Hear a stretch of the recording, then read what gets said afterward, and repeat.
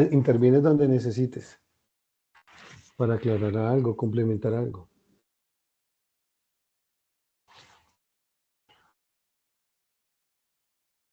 Muy buenos días para todas las personas que se conectan el día de hoy con nosotros. Agradecemos su paciente espera. Estos minutos nos encontramos solucionando unos impases técnicos que a veces la tecnología nos puede jugar un par de minutos. En nombre propio y de miplanilla.com les damos una cálida bienvenida a este espacio. El día de hoy nos acompaña nuestro especialista Luis Gabriel. Él hace parte del equipo de la UGPP. Vamos a tener una sesión y es qué hacer en casos de procesos de fiscalización que tenemos de la OGPP. Luis Gabriel nos va a acompañar, nos va a explicar, es un experto temático de la OGPP, entonces es un speaker valiosísimo para esta sesión. Es importante que ustedes sepan que esta sesión está siendo grabada y quedará disponible en nuestro canal de YouTube para que ustedes puedan realizar la validación del material que exponemos y demás. No lo compartimos, sino lo que tenemos es la grabación para que ustedes puedan adelantarla, trazarla, pausarla, tomar toda la información que necesiten. Los invitamos a que nos sigan en nuestras redes sociales, @ mi planilla seguridad social. Nos encuentran en YouTube, Facebook, X, Instagram y LinkedIn para que estén súper conectados con todas las sesiones que tenemos. Nuevamente le damos la bienvenida a todas las personas que están con nosotros. Si ustedes tienen dudas, inquietudes, por favor, en la parte superior de sus pantallas tienen un botón de chat o PIR para que nos dejen sus comentarios y al final de la exposición de Luis Gabriel vamos a tratar de resolver la mayor parte de dudas que tengamos. Los dejo con Luis Gabriel. Luis Gabriel es coordinador del equipo de capacitaciones de la OGPP. Entonces, para nosotros de verdad es un placer tenerte con nosotros, Luis Gabriel. Bienvenido y el auditorio es todo tuyo. Hola, muy buenos días. Muchísimas gracias por invitar a la UGPP a estos espacios de capacitación. Hoy también nos está acompañando una compañera, Edna Bonilla, que es también coordinadora del grupo de fiscalización de la subdirección de determinación de obligaciones allá de la UGPP. Entonces también va a estar con nosotros. Si alguna caso, alguna duda que tengan para resolver, pues ella es una persona pues con todo el conocimiento técnico, pues trabaja directamente en esa área y nos ayudará a resolver las inquietudes. Muchas ¿Listo? gracias, Luis Gabriel y Edna. Bienvenida. Claro que sí. Por lo general tenemos hartas preguntas de nuestros aportantes, entonces vamos a estar ahí contigo conectados. Luis Gabriel, adelante, vemos tu presentación. Perfecto, puedes dar inicio. Mil gracias. Listo, muchas gracias. Entonces, bueno, hoy lo que nos tiene aquí es, hablemos un poquitico de cuál es el proceso de fiscalización que puede adelantar la UGPP. Primero, pues comentarles que no es la idea de esta entidad llegar a adelantar esos procesos de fiscalización, simplemente es que pues ustedes conozcan un poco de las etapas, de los actos que se pueden proferir en dichas etapas, para que llegado el caso, Dios no quiera, ustedes lleguen a estar fiscalizados, pues sepan cómo defenderse, sepan cómo presentar pruebas que de pronto puedan desvirtuar el indicio que tiene la UGPP. Entonces, primero, siempre les contamos como un poquitico qué es la UGPP. De pronto hay personas que están conectadas que no tienen muy claro cuál es el papel de nosotros. Nosotros somos una entidad, una unidad administrativa especial adscrita al Ministerio de Hacienda.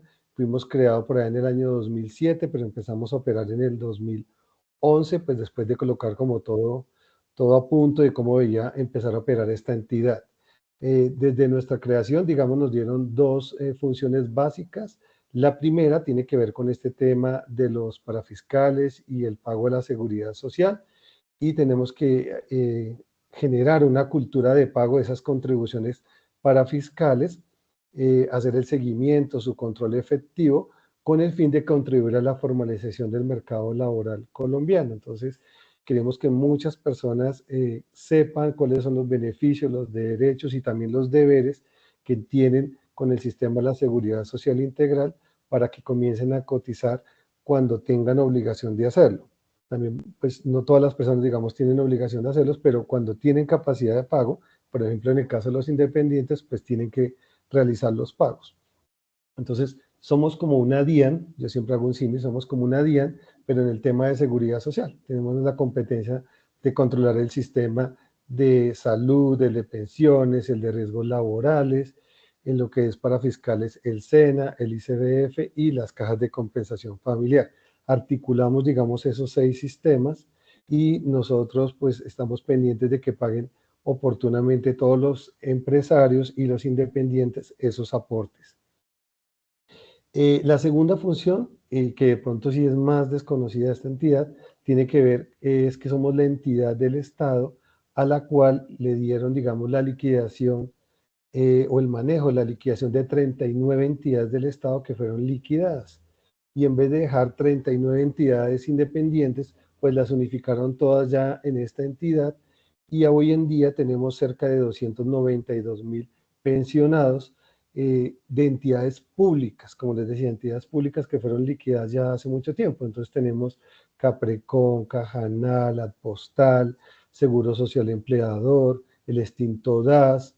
Entonces, así un sinnúmero de entidades que se liquidaron ya hace muchos años y que dejaron, digamos, esas liquidaciones, como les comentaba, todas concentradas en esta entidad. Entonces, haciendo también un símil, somos como un Colpensiones, pues más chiquitico, solamente para 292.000 colombianos que hoy en día todavía pues disfrutan de esas pensiones. Si no está vivo, digamos, el que causó la pensión, pues algún beneficiario de él seguramente la está disfrutando en este momento. Entonces, eso es lo que hacemos en el tema pensional. Y la tercera función, que hoy en día la desarrolla también la Dirección de Parafiscales, de la cual pertenezco, es que somos la entidad del Estado a la cual el gobierno nacional en la pandemia le otorgó la facultad de participar en unos programas para protección del empleo, el que se llamaba Programa de Apoyo para el Empleo Formal, el PAEF, el que se denominó PAP, que es el Programa de Apoyo para el Pago de la Prima, y el que se denominó, digamos, paro, que también se originó cuando existió el paro nacional para en el año 2022. Entonces, a esas empresas que se vieron afectadas, que eran formales, que estaban legalizadas, el gobierno nacional de ese momento pues les ayudó con unos estímulos económicos con el fin de que no despidieran empleados y continuaran esos empleados vinculados a las empresas y por eso dispersó, digamos, una serie de recursos y la UGPP fue fue la entidad que dio el aval de que efectivamente se cumplían con esos requisitos. Y también es la entidad del gobierno nacional que le dieron la facultad de fiscalizar que esos dineros que otorgó el gobierno nacional se hayan entregado de forma correcta. Es por eso que hoy en día nosotros estamos desarrollando varios programas de fiscalización del PAEF. De pronto alguna de las empresas que está aquí conectadas recibió dineros del PAEF y la entidad le ha solicitado la devolución de esos dineros y o ya lo hizo o de pronto no lo ha hecho. Entonces es bueno que revisen si efectivamente ustedes recibieron esas comunicaciones solicitándole la devolución o no de esos recursos porque pues son objeto de un proceso de fiscalización que puede terminar en un proceso de cobro y llegar al embargo y remate de sus bienes. En lo que tiene que ver con los programas de generación de empleo, entonces somos la entidad, digamos, del gobierno nacional que junto con el Ministerio de Trabajo estamos trabajando ese programa que se llama Empleo para la Vida.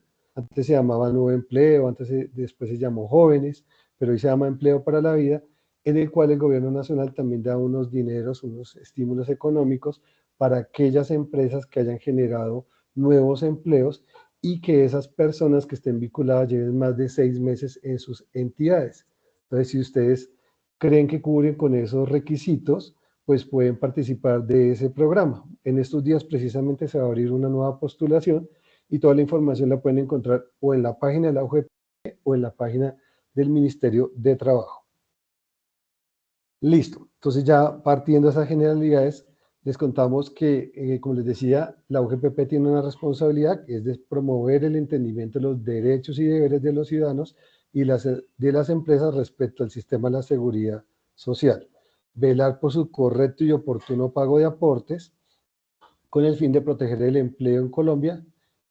Esas, digamos, nuestras funciones, para que lo tengamos claro. Entonces, mire que no es la primera función, es decir, fiscalizar, sancionar. Nosotros siempre primero sensibilizamos a las empresas, a los independientes, y ya después de esos procesos de sensibilización, si no acatan, digamos, las recomendaciones que les hacemos, pues se pueden ver inmersos en un proceso de fiscalización. Bueno, estos son, digamos, beneficios que tienen las personas, las empresas por aportar a los diferentes sistemas. Ustedes saben que si aportan al sistema de salud, pues no solamente están siendo beneficiarios ustedes, sino sus familias, les van a proteger contra enfermedades de origen común, va a tener el pago de incapacidades, de licencias remuneradas. En el caso del sistema de pensiones que está tan de moda en este momento, pues no solamente está cubriéndose para su vejez, sino en caso de invalidez y en caso de muerte. Entonces, tienen beneficios también, no solamente el trabajador, sino su familia. Y es el mejor seguro de vida que uno puede comprar. Entonces, siempre recomendamos que para qué se ponen a comprar un seguro de vida con cualquier empresa de seguros, sino lo mejor que pueden hacer siempre es pagar pensiones, que con eso al final de su vida laboral pues va a recibir una retribución con base en lo que ustedes lograron ahorrar. En el tema de riesgos laborales, pues hay que tener protegidos, digamos, a nuestros trabajadores, o si soy independiente, también me protejo yo. Y si llegase a tener un accidente de trabajo, pues puedo reclamar una incapacidad temporal, una indemnización permanente. Si llegase a fallecer, pues mi familia también tiene derecho, digamos, a gozar de esos beneficios. Y también tiene hasta un tema de auxilio funerario. Las cajas de compensación familiar, pues son los clubes de los empleados y nos brindan pues todos los servicios que ellos ofrecen, como educación, recreación, vivienda, subsidios de vivienda, para deporte. Entonces hay que aprovechar, digamos, todos esos beneficios que las cajas de compensación también le ofrecen no solamente al trabajador, sino a su familia.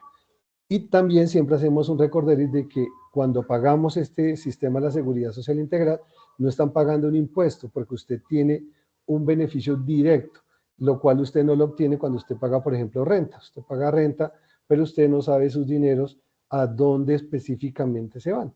En cambio, cuando usted paga aquí, directamente usted está gozando de la salud, directamente usted va a ser beneficiario de la pensión. Si llega a sufrir un accidente laboral, pues lo van a cubrir inmediatamente y tienen la ventaja también de que la caja de compensación familiar pues le ofrezca todos sus servicios. Bueno, entonces le contaba, nosotros en la UGPP pues no buscamos de una vez ir al proceso de fiscalización, sino es como la tercera etapa de lo que hacemos. Lo primero que hacemos pues son estas jornadas que estamos hoy aquí con ustedes, gracias a la invitación que nos hicieron, pero ahí se me fue. Pero lo segundo que hacemos cuando identificamos alguna presunta conducta que puede ser de inexactitud, de mora o de omisión, es arrancar una serie de acciones persuasivas, donde invitamos a esos potenciales evasores a que cambien el comportamiento, que corrijan oportunamente el hallazgo que se detectó para evitar un proceso de fiscalización. Nosotros en el caso de Independientes, pues enviamos 3 acciones persuasivas en la cual se invita a la persona con diferente lenguaje para que para que sea consciente del error que tiene o de la omisión, si es el caso que no lo está haciendo, y cambie ese comportamiento cuanto antes. Una vez finalizadas esas acciones persuasivas, en el caso de los independientes, pues pasan al proceso de fiscalización. En el caso de las empresas, pues no enviamos esas 3 acciones persuasivas, sino enviamos un poco menos, porque estamos buscando proteger el derecho o la garantía de algún derecho que tiene un trabajador que está viéndose afectado, seguramente por el no pago correcto de la seguridad social de la empresa. Entonces ahí sí se le identifica claramente el hallazgo de la empresa y se le pide que lo corrija, que lo corrija hacia atrás para que evite, digamos, ese proceso de fiscalización. Y si ya, pues definitivamente no hacen caso a esas acciones persuasivas, pues van a terminar iniciándosele seguramente un proceso de fiscalización ante el no cambio de comportamiento, donde se van a imponer sanciones por las conductas que les había informado antes, que era omisión, mora o inexactitud. Y una vez se agota esa etapa de fiscalización, que ya lo vamos a ver que es bastante dispendiosa y larga para nosotros, pues pueden terminar definitivamente en un proceso de cobro, donde en cobro pues podemos ejercer las acciones que tiene la UGPP y puede llegarse al embargo y al remate y secuestro de sus bienes. Entonces, que no es la finalidad de nosotros, pero pues es bueno que lo sepan que podemos hacer, digamos, ese tema. Entonces, ahora sí haremos de fiscalización. No sé si hasta ahí hay alguna pregunta, muy rápido, me cuentas, por favor. Ahí vamos bien. En este momento no tenemos preguntas respecto al Listo. tema que nos estás indicando. Listo, perfecto. Entonces, muchas personas entonces tienen la primera pregunta, bueno, ¿cuánto tiempo tiene la UGPP para fiscalizar? Y piensan que somos como la DIAN. Digamos, nosotros somos literalmente hermanos de la DIAN, pero como la DIAN, como los hermanos, cuando tenemos hermanos en la misma familia, no somos exactamente igual. Entonces, nosotros no tenemos ese término de firmeza, por ejemplo, que tiene la DIAN en sus declaraciones, sino nosotros hablamos es de un tema de caducidad de la acción. Y ese término de caducidad de la acción nos lo dio la ley y nos dice que son de 5 años para ejercer nuestras acciones de fiscalización. Entonces son 5 años contados a partir de la fecha en que el aportante debió declarar y no declaró, contados a partir también de la fecha en que el aportante declaró por valores inferiores a los legalmente establecidos, 5 años contados a partir de la fecha en que el aportante presentó la declaración de manera extemporánea o contados a partir de la fecha en que el aportante corrija la declaración inicialmente presentada. También es importante mencionar que esos 5 años se interrumpe la caducidad con la notificación del requerimiento de información, que ya lo vamos a ver más adelante, es el primer acto que nosotros emitimos. Entonces, tanto para omisión, para inexactitud o para la mora, nosotros tenemos son 5 años. Entonces, no es como la DIAN, que cuando tú presentas la declaración de renta, porque aquí la pila también son declaraciones, la gente piensa que son 3 años, que es el término de firmeza. No, acá son 5 años, ¿listo? Para que todo el mundo lo tenga claro. Entonces, si estamos hablando de 5 años, podemos en este momento que estamos en mayo del 2025, pues revisar hasta mayo del 2020. Sin embargo, por ahí, ahí le vamos a colocar un asterisco. Recuerden que en la pandemia muchas entidades del Estado tuvieron suspensión de términos. Entonces hay que tener presente también esas suspensiones de términos para contar bien los 5 años. ¿Mm? Listo. Bueno, dentro de la terminación oficial, pues ya les decía que tenemos unas conductas. La inexactitud, pues tiene una sanción que dependiendo de la gradualidad, es decir, del acto que vayamos profiriendo, pues la sanción va aumentando. Si el Estado tiene que desgastarse, digámoslo así, tiene que sacar no solamente el acto inicial, sino tiene que llegar al acto definitivo, pues la sanción va aumentando. Entonces, esta sanción es del 35% de la diferencia del valor que tenía que pagar contra el que realmente pagó. Entonces, si tenía que pagar 100 pesos, por ejemplo, entonces se le va a cobrar pues una sanción del 35% más. Entonces, 135. Y si nos hace llegar al siguiente acto, pues la sanción ya no va a ser de 100, sino va a ser de 60 pesos adicionales. Entonces, de 160. Y a estos valores además hay que sumarle intereses de mora. Entonces, eso hace que estos actos sean bastante onerosos. En el caso de la omisión, entonces, si yo soy omiso, es decir, una persona que no he declarado, bueno, inexactitud, perdón, que no definí la palabra. Inexactitud es una persona que tenía que cancelar un valor, no sé, 2 salarios mínimos, y lo está haciendo realmente por un salario mínimo. Entonces es inexacto porque está pagando por un valor inferior al que le correspondía. O si es una empresa, está realizando aportes por un valor inferior también al que le corresponde. En el caso de la omisión, pues son personas o empresas que no están cumpliendo con su obligación, teniendo las obligaciones de hacerlo, pues no, ni siquiera hizo la presentación de la declaración. Y entonces en ese caso lo mismo, si tenía que pagar 100 pesos, la sanción inicial ya son otros 100 pesos en el primer acto de determinación. Y si deja que nos vayamos al siguiente acto, pues ya no son 100, sino más 200 pesos que debe de sanciones. Entonces ya ahí vamos 300, el valor del aporte, la sanción más intereses de mora. Entonces son bastante onerosos. Y en el caso de la omisión, pues hay también una omisión en el sistema de pensiones y hay una omisión también por mora.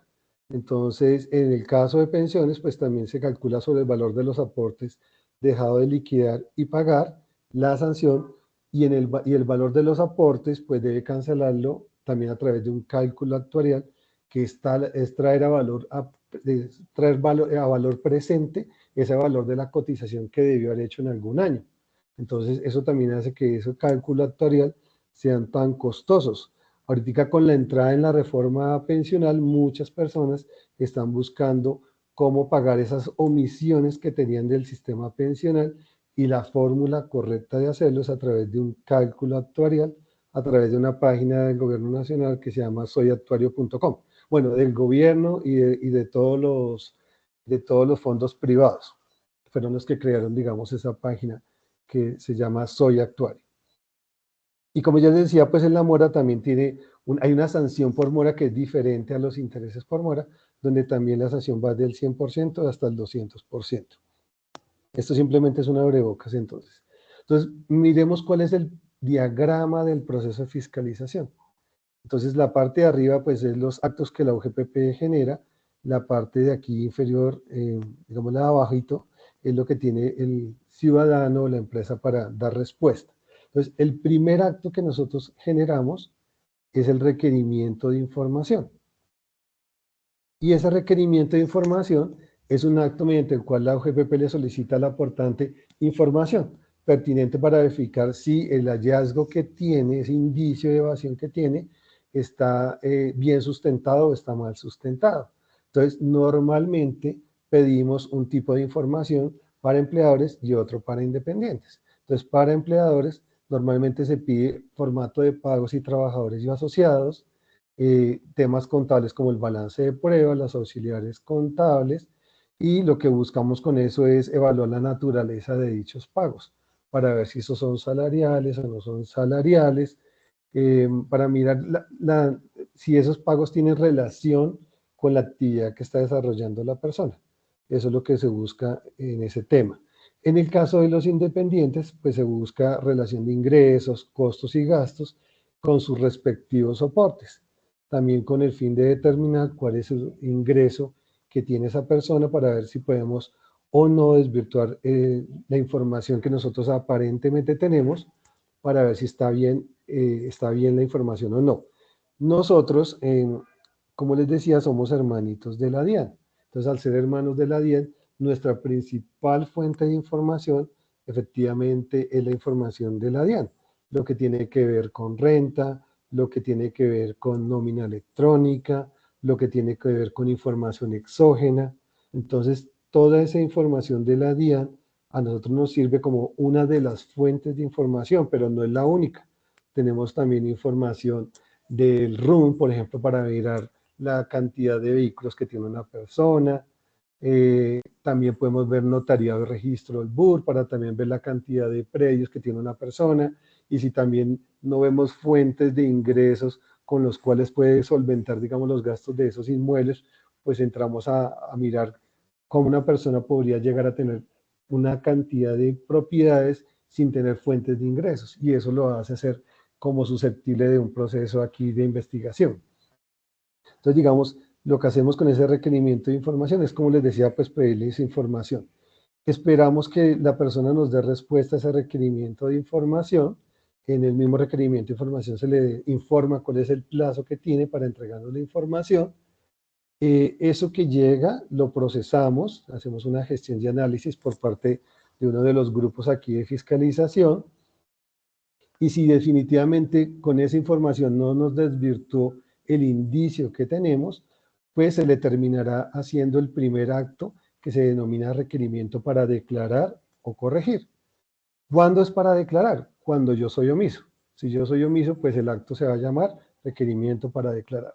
Si yo soy inexacto, pues se va a llamar el requerimiento para corregir. Necesitamos que corrija alguna información. Entonces, contra ese acto administrativo, pues se le da 3 meses al ciudadano para que le dé respuesta, y ahí, digamos, ya tiene la primera sanción, que es del 35% y del 100%, ¿sí? En el caso de la omisión. Ahí ya empezamos con las sanciones.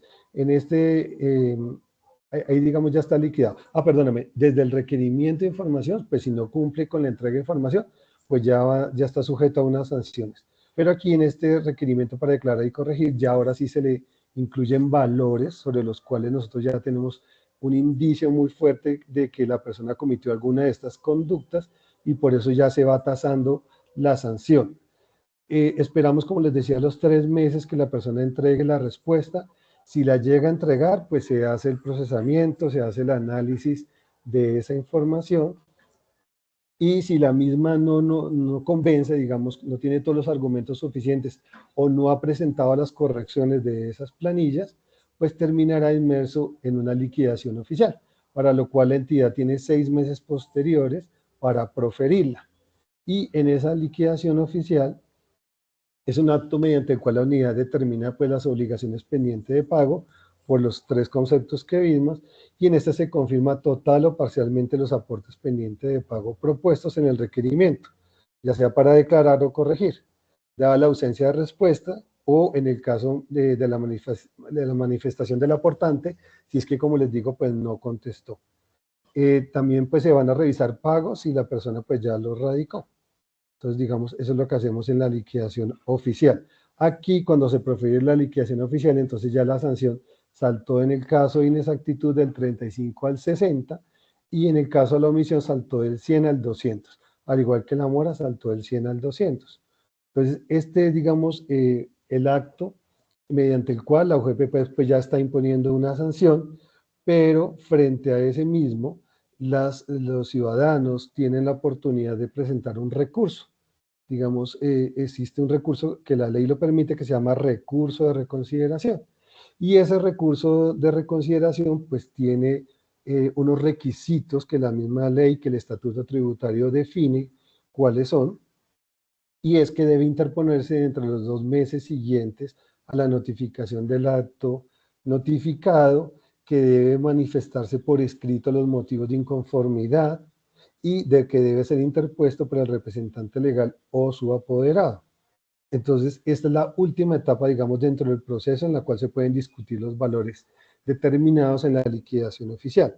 Y para hacer un tema garantista, no solamente la UGPP, sino otras entidades como la DIAN o una Secretaría de Hacienda, pues ese recurso no lo conoce la misma área que determinó la liquidación oficial, sino nosotros lo reconoce, digamos, en nuestro caso, la misma dirección de parafiscales de la cual yo pertenezco. Entonces la tiene que fallar el director de parafiscales, y él revisará los argumentos que se están formulando ahí para ver si se desvirtúa totalmente o parcialmente, o también puede ser el caso que se confirma los valores de la liquidación oficial.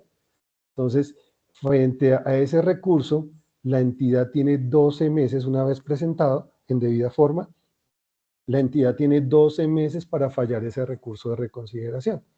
Realmente nosotros no nos tomamos 12 meses, sino nos tomamos 10 meses por un tema interno. ¿Dónde estamos notificando, digamos, esos fallos de esos recursos? Preferencialmente, porque la ley no lo permite, esa es la dirección electrónica del RUT. Entonces es muy importante que ustedes tengan actualizada también esa dirección electrónica del RUT, porque también todos nuestros actos administrativos, desde la pandemia, digamos, quedó establecida en la ley, que nos permiten notificarlos a la dirección electrónica del RUT. Entonces, por eso es muy importante que la tengan actualizada. Contra ese fallo del recurso, que como les decía, puede ser total, puede ser revocando, puede ser confirmando la totalidad, o puede ser modificando los valores, pues todavía el ciudadano, la empresa, tiene derecho todavía a defenderse de otra forma, y es presentar una demanda. Podría ir a presentar una demanda contra ese fallo del recurso de reconsideración, en lo cual pues ya tendrá que hacerlo ante un juez de la República, y pues se tomará el tiempo que la ley determine. Normalmente son más de 2, 3, 4 años en que se falla, digamos, eso ya ante un juez. Pero digamos, hasta aquí, hasta el fallo del recurso de reconsideración, se agota lo que se denomina la vía gubernativa, es decir, lo que la UGPP puede conocer, y ya lo otro pues tenemos que esperar es que un juez de la República pues falle, digamos, que considera si esos actos estaban proferidos en debida forma, si fueron notificados correctamente.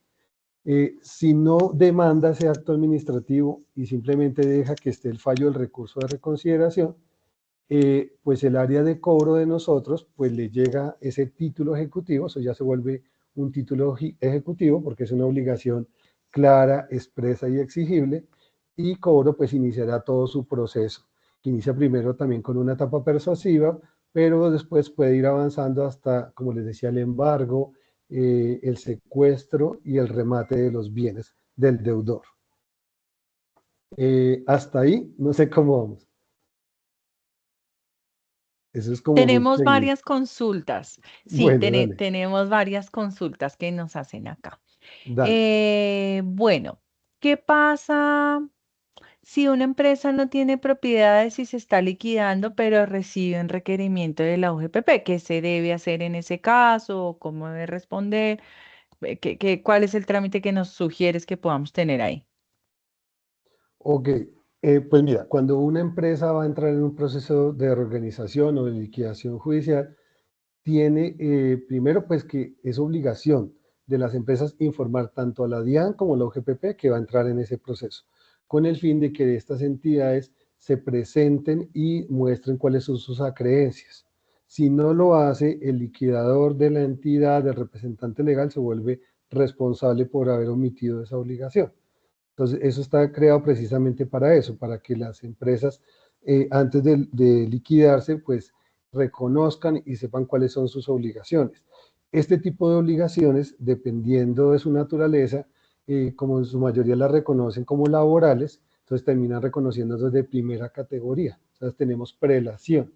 Entonces, digamos, como les digo, ahí lo importante es que cumplan con ese requisito. Si ya dentro del proceso de liquidación ante, por ejemplo, la superintendencia, se reconoce que no hay bienes con los cuales pues pagar el acto oficial, pues ya es un tema diferente porque ya es el juez de concurso el que está determinando esto. Pero la primera obligación que tiene esa persona sí es informarnos. Listo, perfecto para la persona que nos preguntó ahí.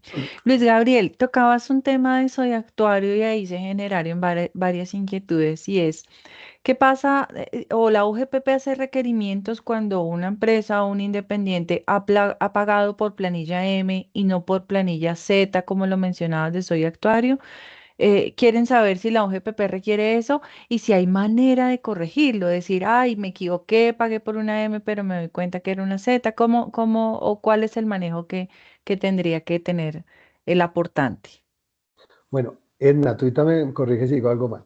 A ver, la planilla M es una planilla de mora y esa planilla M de mora de por sí está habilitada solamente, si no estoy mal, para pagar obligaciones de abril o de marzo del Periodo 2012 marzo hacia 2014 hacia atrás, sí, señor. 2014 hacia atrás, hacia atrás. Salud marzo 2014 hacia atrás. Puedes pagar salud y pensiones o solamente salud o solo pensiones. Digamos, esa planilla estaba creada para pagar así.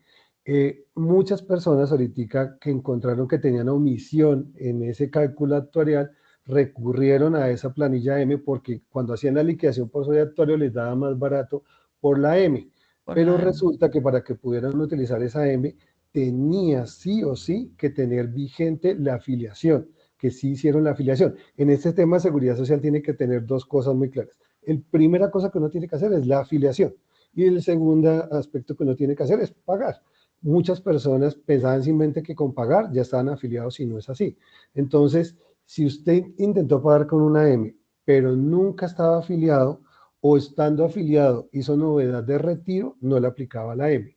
Si usted estuvo afiliado, nunca hizo novedades de retiro, pues efectivamente usted tenía una mora, porque usted dejó de pagar Ujú. efectivamente.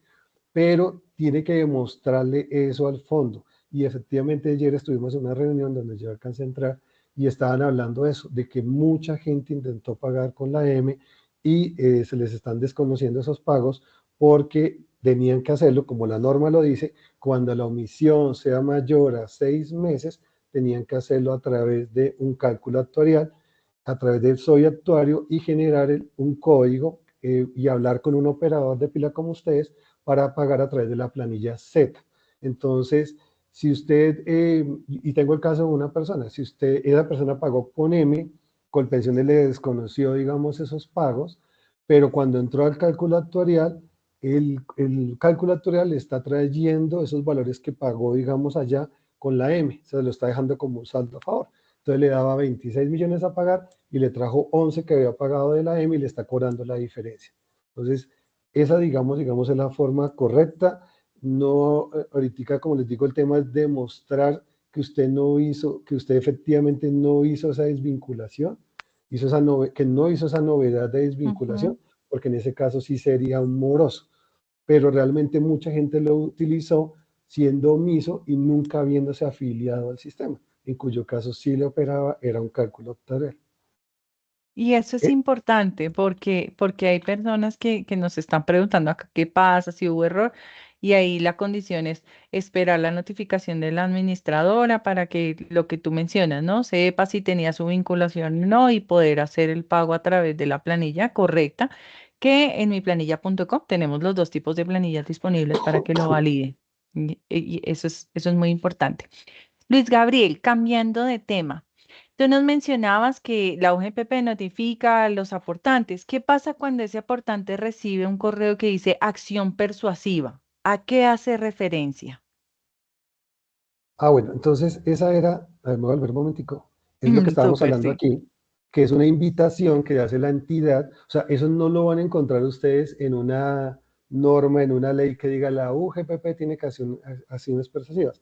Es más un tema de política interna de la entidad con el fin de sensibilizar, de capacitar a los ciudadanos y no hacer más oneroso, digamos, el inicio de una acción de fiscalización. Es una política que empezó esta entidad donde en el caso de los independientes, les comentaba que hacemos 3 acciones persuasivas, aumentando el tono, digamos, de esa comunicación. En la primera le decimos, a través de cruces de información detectamos que usted posiblemente no está pagando. En la segunda le decimos, usted nuevamente revisamos y no ha pagado. Y en la tercera ya le decimos, lo vamos a enviar a fiscalización porque usted definitivamente no cambió su comportamiento. Pero en el caso de los independientes, que de pronto no lo comenté ahorita, ni siquiera buscamos que corrija hacia atrás. Les estamos diciendo, cambien de hoy hacia adelante. Le estamos diciendo, yo sé que usted tiene atrás un error por una omisión, por una inexactitud, por una mora, pero le estoy invitando a que revise su situación de hoy en adelante y a partir de hoy empiece a pagar bien sus sistemas de seguridad social que le correspondan. Y con eso se evita que la UGPP inicie un proceso de fiscalización. Entonces, a eso hace referencia esas carticas que denominan acción persuasiva. En la parte de arriba de la carta pueden ver si dice primera acción, segunda acción o tercera acción persuasiva. Si a usted le llegó la que le dice tercera acción persuasiva, entonces pues ya está muy cerca de que caiga en un proceso de fiscalización que, como ya vimos, los valores y las cuantías pueden ser demasiado altas. Listo. Luis Gabriel. En la UGPP encontramos porque tenemos dudas muy específicas de cómo saber si en parafiscales debo hacer el reporte de algunas novedades de ausentismo, cómo hago para saber si estoy liquidando correctamente. ¿Hay algún, no sé, algún espacio en la UGPP en donde ustedes cuenten cuáles son los criterios que tienen al momento de realizar una acción persuasiva para que la gente sepa y diga, ah, bueno, era que yo no sabía que tenía que pagar la ARL y solo estaba pagando salud y pensión? Voy a poner un ejemplo. Entonces la gente nos pregunta, es ¿cómo sé que sí tengo que aportar, qué no tengo que aportar? ¿Crees que eso deba ser de los operadores o en la OGPP tienen algún mecanismo como de socialización para los aportantes? Es un trabajo de todos, de todas las administradoras, de todos los operadores, de cultura hacia el sistema. Entonces, nosotros, pues precisamente una charla como estas, lo que buscamos es esto, capacitar, orientar a las personas que aprendan qué es lo que tienen que hacer para evitar unas sanciones. Hoy estamos hablando del proceso de fiscalización, pero hemos hablado de cómo liquidar el IBC para empresas, cómo se liquida el IBC para independientes. A la vez nosotros tenemos en nuestra página web infografías, ABCs, tenemos un canal de YouTube donde están todas las capacitaciones grabadas y que no solamente las hacemos nosotros, sino traemos así compañeros como a Edna, que son coordinadores, que están con el día a Invitados. día de lo que están viviendo este tipo de preguntas, que ven todas esas tipologías que a diario nos escriben. Entonces, es un tema de todos y claro, la idea es que la gente aprenda y se capacite para evitar este tema de sanciones. Vamos a hacer aquí, dice publicidad no pagada. Yo he visitado el canal de YouTube de la UGPP, Luis. Quiero decirte que de verdad encuentra uno de todo. desde las personas que tienen temas agrarios, sectores específicos industriales, y eso me ha parecido muy bonito porque el tema de sensibilización va para todos, ¿no? Tanto para las empresas como para los independientes. Entonces, que este sea un espacio para recordarles que si ustedes en YouTube buscan un GPP, ahí van a encontrar esto que nos están preguntando y es cómo sé si tengo que pagar, sobre qué IBC debo hacerlo, qué si incluyo, qué no incluyo. Entonces, invitadísimos, ¿listo? Luis Gabriel, continúa con la presentación y Bueno, ahorita cerramos con otras preguntas. aprovecho tu cuña. Hoy preciso a las 3 de la tarde en nuestro canal de YouTube vamos a hablar sobre el sistema de riesgos laborales, la ARL, y va a estar con nosotros acompañándonos Positiva, que es nuestra compañía de seguros, digamos, del Estado y que tenemos nosotros, por lo menos la entidad, a esa ARL. Entonces nos va a explicar todo lo que tenga que ver con ARL, moras, todo. Entonces los invitamos hoy a las 3 de la tarde a que nos sigan. Bueno, lleva como Muchas gracias. por acá. Bueno, este es el recurso. Simplemente es contarles que tenemos, a partir de que nos lo radican, pues un mes tenemos también que hacer un tema de admisión de ese recurso, un auto inadmisorio, del cual también podemos rechazarlo o podemos admitirlo. Y a partir de eso, pues tenemos un plazo para contestar lo que, como les dije, es de 12 meses por ley, pero nosotros lo sacamos en 10 meses. ¿Listo? También frente a esos actos administrativos hay un tema que se llama una revocatoria directa. Si por algún motivo y pasa a los ciudadanos, a las empresas, les llegó ese acto, esa liquidación oficial y no presentaron el recurso, queda un tema súper extraordinario que se llama revocatoria directa. Y para presentar esa revocatoria directa, pues lo pueden hacer a partir de los 2 años de que quedó debidamente ejecutoriada. Ahí hago la cuña, la revocatoria directa como es un acto como tan especial, cuando llega la etapa de cobro, eso no interrumpe lo que tiene que ver con los embargos. Se pueden adelantar todos los embargos pertinentes, pero lo que no se puede rematar los bienes. Pero hasta ese momento podemos avanzar. Entonces, si usted, Dios no quiera, le pasó eso, dejó avanzar ese acto administrativo, todavía puede presentar una revocatoria directa. Eso sí tiene que cumplir los requisitos de ley, los tienen que buscar porque son taxativos. Si no invoca alguno de esos y específicamente demuestra cómo se le está causando a usted un daño, digamos, con ese acto administrativo, pues seguramente no le va a salir a favor, no lo vamos ni siquiera a estudiar. Entonces, tiene unos requisitos de ley que es importante que los conozcan, pero pues quería comentarles de que existe esa posibilidad, que como les digo nuevamente, no interrumpe para nada el proceso de cobro, lo único que no se puede hacer es el remate de los bienes, pero después de que uno ya está embargado, pues ya empezaron, digamos, los problemas para las empresas y las dificultades. Eh, bueno, ahora vamos a hablar de lo que es el proceso sancionatorio. Digamos, tenemos ese que vimos anteriormente, era como el diagrama de lo que es las liquidaciones oficiales. También tenemos un proceso sancionatorio que aplica cuando no se entrega la información de forma completa o se entrega de forma inexacta o de forma extemporánea. También aplica cuando se incumplen estándares de cobro. Van a decir que es un estándar de cobro. Resulta que la UGPP, como es la entidad que articula, que regula a todas las administradoras, ¿y qué es una administradora? Pues el nombre comercial que usted conoce, su fondo de pensiones, su IPS, su ARL, su caja de compensación, el CEN, CBF. Nosotros a todos, digamos, ellos los articulamos, los regulamos y son ellos los que primero les cobran a los ciudadanos y a las empresas la mora. Si usted entra en una mora, ellos son los primeros que lo llaman a usted y le dicen, ojo que usted entró en mora, dejó pasar el vencimiento del plazo que tenía, y entonces por favor cancele lo más pronto posible. Ellos lo están haciendo precisamente cumpliendo los estándares de cobro que la UGPP les está solicitando a ellos que hagan. Entonces, si ellos no lo hacen, se ven inmersos también a unas sanciones por parte de la UGPP, y es este ítem 2 que decimos, incumplimiento de estándares de cobro a las administradoras. Afiliación colectiva de trabajadores independientes en autorización del Ministerio de Salud y Protección Social. Ustedes ven también a diario por ahí en la calle esas afiliadoras de postes, esos postes que dicen que por 80.000 pesos le ofrecen el combo. Entonces le meten salud, ARL y yo siempre digo hasta jocosamente, le meten Netflix en esos 80.000 pesos. Entonces, eso pues es un engaño y a esas personas, a esas empresas, nosotros las podemos sancionar, entonces, a través de este proceso sancionatorio. Y a través de este proceso sancionatorio es donde estamos haciendo también en este momento, y es lo que más estamos concentrados, haciendo fiscalización de procesos del programa de apoyo para el empleo formal PAEF, a esas empresas que recibieron esos dineros del gobierno nacional y que no cumplieron con los requisitos que se establecieron. Entonces son los que les hemos iniciado ese proceso sancionatorio. Y a otro grupo que en estos días, hago la cuña, les va a llegar una comunicación que aún todavía no han devuelto esos recursos. ¿Cuántas empresas son? Imagínate que hay más de 32.000 empresas todavía que detectamos que no han devuelto recursos. Entonces, que en estos próximos meses, en este mes que sigue, seguramente vamos a enviarles esa comunicación diciéndoles que volvimos a hacer un cruce de información y que hemos identificado que no han devuelto esos recursos y que están expuestos a un proceso de fiscalización que, como ya vamos a ver, las sanciones son bastante onerosas.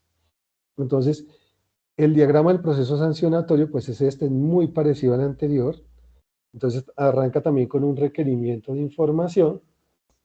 Se hace una gestión y análisis de esa información que les estamos solicitando nos entreguen. Y aquí, en vez del requerimiento para declarar o corregir, arranca este acto que se denomina pliego de cargos. Entonces, una vez han transcurrido el tiempo que se les dio para que nos enviaran la información, pues le vamos a proferir el pliego de cargos y le vamos a dar 3 meses para que nos lo conteste. Pero pues, ¿qué es un pliego de cargos? Es un acto administrativo preparatorio por medio del cual OGPP le propone al ciudadano una sanción y es un acto preparatorio. Se debe emitir de forma previa la imposición de una sanción por medio de una resolución independiente. Con este pliego de cargos se inicia el proceso administrativo sancionatorio. Entonces, es el primer acto, digamos, en el cual la OGPP le está determinando unos valores. Y aquí efectivamente pues ya también va una sanción. Entonces, esa sanción pues es bastante onerosa también. Edna, ahí no la dejé aquí escrito, ¿o sí? Creo que me recuerdas, ¿es de qué porcentaje la sanción? Ahora la olvidé. Del, Ya te doy el dato exacto. se me perdió la del PAEF, la estoy pensando. Bueno, en el caso de PAEF sí me la sé, mentiras. Es del 10% del valor el que tenía que pagar y el que pagó, y el que se le determinó. Y si usted no lo paga, acá digamos en el caso de PAEF, el 10% adicional, y deja avanzar, entonces esa resolución sanción ya no va a ir con una sanción del 10, sino del 20% en el caso del PAEF. Entonces, sacamos el pliego de cargo, les damos 3 meses para que lo contesten. Si la respuesta no nos convence, pues terminaremos dentro de los 6 meses siguientes generando la resolución sanción, donde como les decía la sanción ya va del 20%, y en el cual nuevamente pues se le recuerda cuál fue la conducta sancionable. En este caso del PAEF, pues fue por no haber devuelto, digamos, los recursos. Y frente a esta resolución sanción, entonces la persona dentro de los 2 meses siguientes tiene la oportunidad también de interponer el recurso, como lo vimos en la parte de atrás, y con los requisitos de que se presente por parte del representante legal, su apoderado, que lo haga dentro de los 2 meses siguientes, que se cumpla, digamos, los requisitos que vimos allá en su totalidad, y tenemos nuevamente pues los 12 meses que nos da la ley para fallar ese recurso, que nosotros lo hacemos igual aquí en 10 meses, y frente a ese recurso, pues nuevamente opera el tema de presentar la demanda de nulidad y restablecimiento del derecho, si así lo considera, o si no lo presenta, pues llegará directamente a la etapa de cobro, donde ya tendrá un título ejecutivo claro, expreso y exigible, donde ellos iniciarán, digamos, sus acciones de cobro. No sé, Edna, ¿sí la encontraste? Me acordé fue de la del PAEF. Bueno, ahorita Edna, si no, no la... Sí, esa se calcula de acuerdo al número de meses de retraso y va hasta 15.000 VTs. Ese es el tope. Ok, es esta que tengo yo aquí más adelante, ya se les voy a mostrar. Entonces, como arranca por no entregar la información, resulta que la ley, como decía Edna, nos facultó a sancionar de acuerdo al retardo en el número de meses de la entrega de la información. Entonces, que arranca en 30 VTs, pero puede ir hasta 15.000. ¿Cuántos son 30 VTs a hoy? Pues 1.493.970. Pero ¿cuántos son 15.000? Mire, 746 millones de pesos por retrasarse 12 meses en la entrega de información. Obvio que esa la vamos graduando, la vamos tasando de acuerdo al número de los ingresos que tenga la empresa o el obligado. Entonces, pero de todas maneras, pues son unas sanciones bastante onerosas.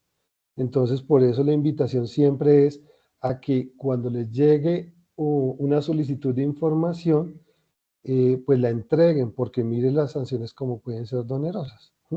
Son bastante onerosas. Listo. Yo les comentaba que nuestros actos administrativos se notifican a la dirección del RUT.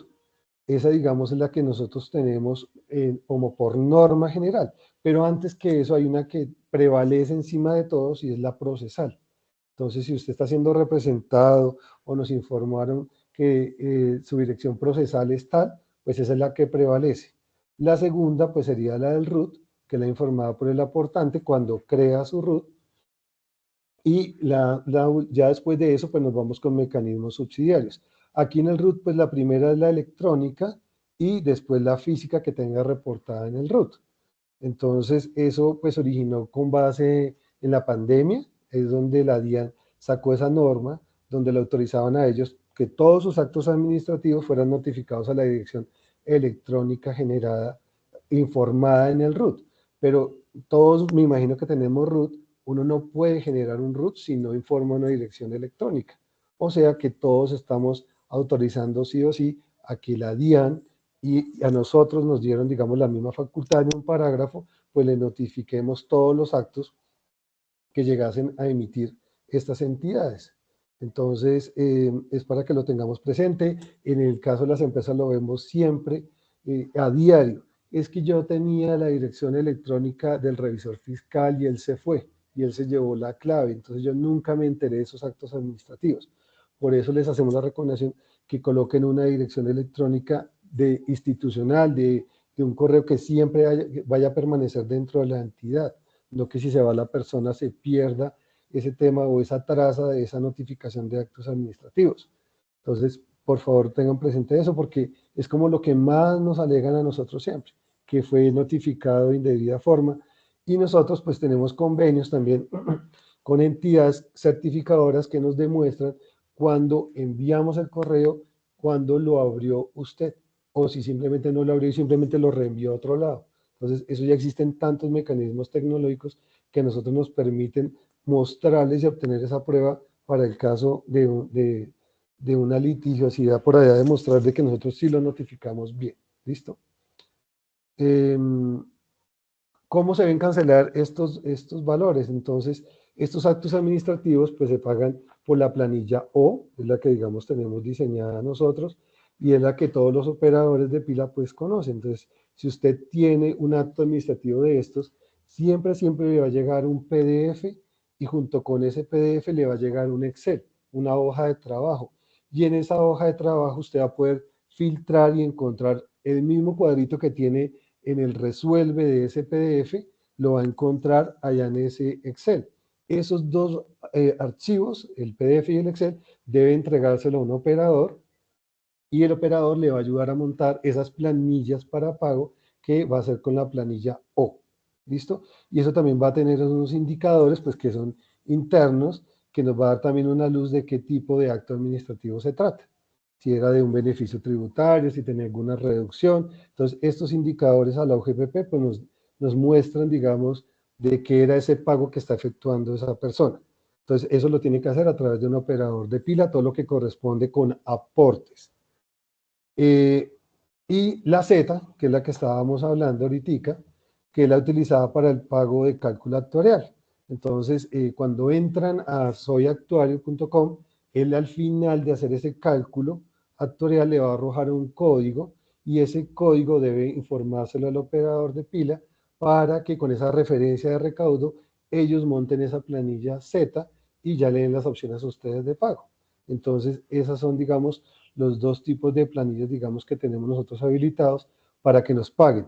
Si ya es una sanción, pues no se paga a través de una planilla, sino se les da, digamos, la guía, en la página web de nosotros está la guía para el pago de obligaciones, y ahí se les indica que deben realizarlo preferiblemente por el botón PSE que tenemos en nuestra página web, o también lo pueden hacer en el Banco Agrario. Entonces ahí, digamos, ya en el acto administrativo también se les indica siempre ese tema. Muy importante, en ese acto administrativo también siempre se les menciona que tiene unos intereses de mora liquidados desde la fecha en que cometió la conducta, ya sea de evasión, de omisión o de mora. Entonces la gente dice, no, pero es que en el acto administrativo no venía el valor de la mora. Siempre dice más intereses de mora. ¿Por qué no se coloca el cálculo del interés de mora? Porque no sabemos cuándo lo va a pagar. Entonces se debe liquidar hacia el momento del pago. Y ese valor pues se lo va a entregar también el operador del PILA en el caso de la planilla O. ¿Sí? Las sanciones no llevan intereses de mora, se van desactualizando año tras año. Si transcurre un año, se debe actualizar esa sanción, no son intereses. Entonces, digamos, eso es lo que viene, digamos, en nuestros actos administrativos. ¿Hasta ahí alguna pregunta? Sí, señor. Una de ellas que veo que tiene concurrencia, que nos preguntan, Luis Gabriel, es, una vez recibo el requerimiento de la UGPP y yo respondo, hago los pagos que me hace la UGPP, lo primero es que nos diga si el pago se hace a la UGPP o a las administradoras. Y lo segundo es, una vez hago el pago, ¿cómo le reporto yo a la UGPP que ya pagué? Es una duda bien frecuente aquí en el chat, que es, ¿cómo reporto que ya pagué? Yo recibí la acción, la persuasiva, pagué, pero no saben cómo reportar ante la UGPP. Entonces me parece importante que nos dieras un poco de claridad. Ok, entonces mira, si se trata de una acción persuasiva, lo que buscamos es que cambie el comportamiento, que empiece a declarar efectivamente. Entonces, una vez haya hecho el pago de esos periodos o haya empezado a cambiar ese comportamiento de aquí para adelante, como les decía, en el caso independiente no buscamos que cambie lo de aquí hacia atrás, sino de hoy hacia adelante. Entonces debe adjuntarnos la copia de esas planillas, debe dar respuesta por la página web, por nuestra oficina virtual, dirigido a, digamos ahí en la sección de parafiscales, ahí dice respuesta a acciones persuasivas. Entonces tienen que meterse por ese link y a través de ese canal adjuntarnos las copias de las planillas, la respuesta, todo lo que nos quiera demostrar que usted ya cambió el comportamiento. Eso lo recibe un área y el área pues va a mirar si efectivamente usted cambió el comportamiento. Y si ya cambió ese comportamiento, pues le va a llegar otra carta dándole una felicitación, diciéndole que hemos evaluado que usted efectivamente cambió su comportamiento, en que le agradecemos que lo haya hecho, pero que lo vamos a seguir observando para que en el futuro pues no vaya a volver a incurrir en errores. Entonces, sí es muy importante que nos radiquen. Si ya es con un acto administrativo de estos, pues es también mucho más importante que nos radiquen, porque a pesar de que a nosotros nos llegue la información por la pila, pues para nosotros es muy dispendioso entrar a encontrar uno a uno. En cambio, si ustedes nos radican esos pagos, ya sea como un PQR o como una respuesta al área de fiscalización o una respuesta al área de cobro, pues nosotros podemos fácilmente hacer el cruce de esos pagos, validarlos e informarles si efectivamente tiene o no tiene saldo. Pero sí es muy importante que lo hagan siempre. Y Muchas gracias. los pagos se hacen a través de un operador de pila, a través de un operador de pila, y las sanciones, como yo les decía, a través de PSI. Importante, esos dineros que la UGPP está fiscalizando no son para la entidad. Aquí ninguno de nosotros los funcionarios con esa plata nos vamos a enriquecer, ni eso va a ser plata para el presupuesto de la entidad. Es plata que le llega al sistema, que le llega a la administradora de salud, que le llega al ADRES, que le llega a su fondo de pensiones, que le llega a la ARL. Entonces, esos dineros que la UGPP recauda hoy en día no le llegan a él, ni siquiera las sanciones. Las sanciones entran al Tesoro Nacional y con el Tesoro Nacional pues entran al presupuesto nacional. Entonces, nosotros simplemente somos como un intermediario que hacemos esta labor para hacer que todos los colombianos cumplan correcta y oportunamente el pago de su seguridad social. Muchas Aquí, gracias, Luis Gabriel. aquí quiero complementar algo y es Dale. sugerirle a las personas, a los asistentes, que cuando media un acto administrativo es importante dar respuesta con los respectivos soportes. Entonces, si ya está notificado el requerimiento de información, allí le solicitamos, por ejemplo, a los trabajadores independientes el envío de las pruebas, que puede ser su contabilidad debidamente certificada o los soportes de ingresos y gastos. ¿Por qué? Porque hay aportantes que pagan, nosotros podemos hacer la verificación porque tenemos la información directamente desde el ministerio, pero no nos envían los soportes para identificar mes a mes cuál es el ingreso base de cotización. Entonces, nosotros acá partimos, por ejemplo, de la información de la renta y el proceso continúa porque nosotros no podemos validar cómo liquidó ese ingreso base de cotización el aportante mensualmente.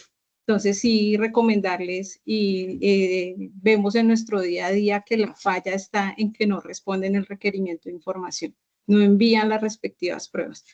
Y sucede tanto con independientes como con empresas. Era eso, gracias. No, muy bueno. Muchas gracias, Edna. Sí, fíjate que es una pregunta generalizada. Tengo que reportar, sí reporto, y eso que nos dices es importantísimo para todas las personas que nos acompañan el día de hoy. Eso es lo chévere de traer a gente que esté en el área metida, porque pues te cuenta las vivencias del día a día. Entonces es lo que nos está contando Edna. Entonces, si tú no reportas, entonces ellos hacen el siguiente acto oficial con el mismo valor inicial porque desconocieron los pagos. Y obvio que te vas a poder defender en el recurso y te van a descontar esos valores, pero pues vas a tener que avanzar en ese proceso y tener que defenderte más adelante, cuando de pronto ya simplemente demostrando el pago, ya esa línea, ese sistema te lo pueden retirar del acto siguiente o te puedes de una vez terminar el proceso, ¿no? Luis Gabriel, hay otra pregunta y un poco en línea con lo que estamos hablando y es, tú nos decías que hay una dirección de notificación y demás, pero le pasa a las empresas y nos pasa a todos que de pronto cambiamos el correo y cambiamos la dirección y nunca actualizamos nuestros sistemas. ¿Hay alguna página de la UGPP en donde los aportantes y los independientes puedan consultar si tienen algún requerimiento y demás o es hasta el momento de la notificación? Pues nosotros en la oficina virtual, cuando tenemos un estado único de cuenta, ahí la idea cuando lo generamos era que se informara también si tenía procesos de fiscalización y cobro. Me toca volver a preguntar si ese está actualizado, porque yo sé que tuvo una actualización reciente y no sé si en este momento está operativo. Pero si ese llegase a estar operativo en este momento, tengo ahí esa confusión, ayer preciso me lo planteé. Si eso está funcionando, ahí podrían saberlo. Y si no, pues la otra sería, si llegase a conocer por algún motivo algo, pues que nos escribiera y nosotros le informamos si efectivamente hay algo abierto en este momento. Pero pues la invitación siempre es que esté actualizada esa información. Nosotros tenemos root en línea. Entonces, si usted cambia hoy la dirección, a nosotros inmediatamente nos lo informa la DIAN. Perfecto, listo. Puedes continuar. Listo. Aquí ya como por cerrar, entonces tenemos como alguna responsabilidad de los empleadores, ¿no? Entonces, que la que hemos encontrado como lo más típico. Es importante que informen los datos correctos de tipo y número de identificación de aportantes y cotizantes, pues lo vemos todos los días, que identifiquen claramente la administradora a la cual está afiliada, pensión, a salud, a riesgos laborales, la caja de compensación familiar. Digamos, esto ya no se ve tan frecuente, pero tú que estabas aquí en este operador, pues debe saber que antes no habían esas mallas de validación, entonces la gente se equivocaba y pues tenían errores ahora, tenían errores, pero ahora con las mallas de validación que se han implementado en la pila, pues esto digamos se ha disminuido. Informar a la pila los beneficios de exoneración de aportes. Entonces, si usted está en una exoneración de aportes porque cumple con los requisitos que establece el estatuto tributario, está exonerado de pagar salud, de pagar SENA, de pagar ICBF, por tener empleados que devenguen menos de 10 salarios mínimos, pues es usted el que tiene que informárselo al operador de pila. Él por sí no le va a hacer la marcación, sino es responsabilidad del empleador. Es importante también que identifiquen el tipo y el subtipo de cotizante. Entonces hay N cantidad de tipos y subtipos de cotizantes. Si no lo conocen, pues también contacten al operador de pila que ellos les va a dar toda la información. Que reporten oportunamente las novedades. Entonces, eso también ocurre y hace pues que el IBC pues cambie. Entonces, si ustedes no las reportan, pues van a tener seguramente una inexactitud en su reporte del IBC. Verificar el valor reportado como ingreso base y cotización que corresponde con el salario o el ingreso del cotizante. Entonces, que esté acorde a lo que es salarial, a lo que no es salarial, a lo que es el total de vengado. Entonces, eso siempre ha sido como una recomendación de nosotros. Y realizar las correcciones en las planillas cuando correspondan. Entonces, es la planilla N en la cual ustedes tienen que hacer las correcciones y cuando tengan, identifiquen que cometieron algún error, pues que lo hagan oportunamente antes de que la entidad lo sancione. Si ustedes lo hacen voluntariamente, lo único que van a tener que pagar es los intereses de mora, más no sanciones. Entonces, digamos, ahí tienen esa ventaja. Esto, digamos, como unos errores frecuentes que se identificaban, que utilizaban un tipo de cotizante que no corresponden, que reportan un IBC que no corresponde, como decía, al salario, a los ingresos devengados, o no se reporta si se trataba de un salario integral. Entonces esto puede generar una inexactitud, que aportan solo por el ingreso más alto, que no suman los diferentes ingresos cuando tienen varias fuentes de ingresos o contratos de prestación de servicios. Entonces eso también pasaba. En el caso, lo veíamos mucho en temas de médicos, por ejemplo, que hacían valer una sola planilla y trabajaba en 2 o en 3 hospitales, entonces, o clínicas. Entonces, eso, digamos, es una inexactitud, que aplican una tarifa de riesgos laborales que no corresponde. Entonces, recuerden que eso está atado a la actividad económica que tienen, o que la empresa a todo el mundo lo tiene cotizando con riesgo 1, cuando tiene personas realmente que de pronto están desarrollando actividades peligrosas o en alturas.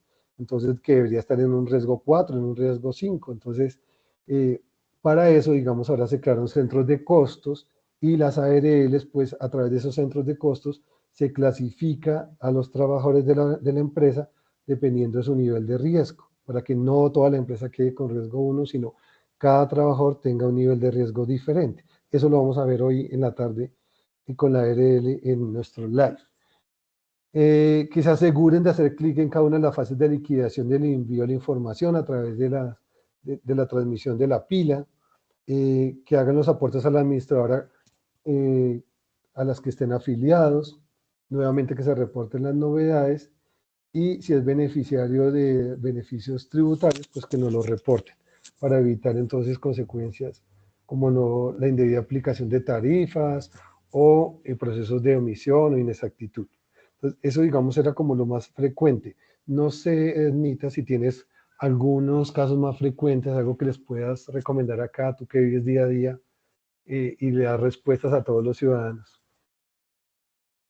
Sí, muchos de los errores o de los menores valores que determinamos en la fiscalización tiene que ver con el número de días trabajados. O sea, si bien acá estamos hablando de novedades, hay error frecuente en eso. Entonces, los formatos en los que reportan la nómina habla de días trabajados, de días de novedades por incapacidad, por vacaciones, y cuando vamos a revisar superan los 30 días, están por debajo de los 30 días, pero no hay novedades en pila. Entonces, siempre que hagan los reportes, tener cuidado que esté en armonía, que sea coherente lo que están reportando en la pila con la realidad de la nómina, porque lo vemos cuando pasamos del requerimiento para declarar a la liquidación, y es que en esa respuesta nos empiezan a remitir soportes.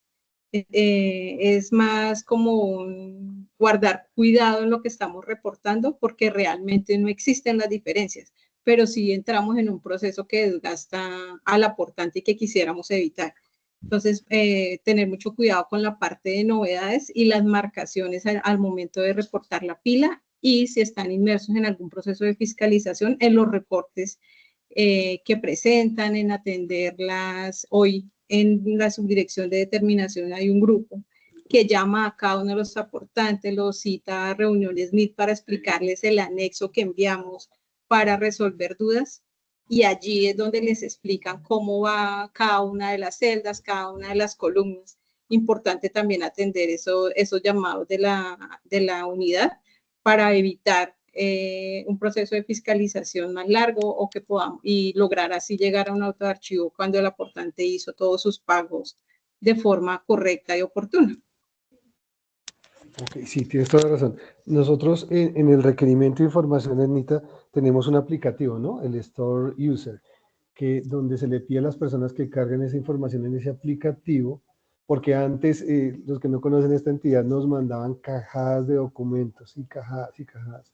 Nos tocaba dedicar gente para que tipificara, tabulara, pasara toda esa información, pero ahora pues todo se lo pedimos como si fueran unos medios magnéticos. Entonces les pedimos que a través de una plataforma nos entreguen toda esa información, y muchas veces, como dice Edna, nos suben esa información de forma incorrecta, no cumplen con lo establecido en cada una de esas columnas y eso hace que cuando el área de fiscalización va a revisar esa información, pues no la pueda validar, no se lo tenga en cuenta. Entonces, tengan siempre presente todo lo que les pida el área de fiscalización y entreguen esa información en el mecanismo que les tiene dispuesto para eso.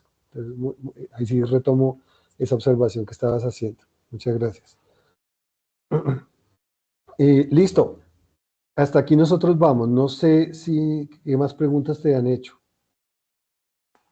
Bueno, hay varias preguntas que son de casos específicos y muy, muy acorde que nos visiten en las redes sociales, que puedan ustedes escalar los casos, un poco lo que tú decías, si quieren, escríbanos si ustedes piensan que tienen algún caso en el que deba intervenir la OGPP o saber si tienen algún requerimiento, porque ya hay casos muy específicos. ¿Qué pasa si gana un salario? ¿Qué pasa si paga en efectivo? ¿Qué pasa? Y pues el tiempo no nos da respetando la hora que tenemos acá este espacio.